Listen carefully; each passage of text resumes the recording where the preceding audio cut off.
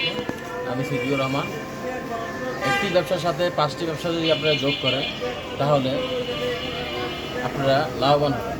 কীভাবে আমরা একটি ব্যবসার সাথে অন্য আরেকটি ব্যবসা অ্যাড করি তাই এই ভিডিওতে দেখতে পারবেন। আর দেখে অবশ্যই আমাদের চ্যানেলটি সাবস্ক্রাইব করে রাখবেন। ধন্যবাদ।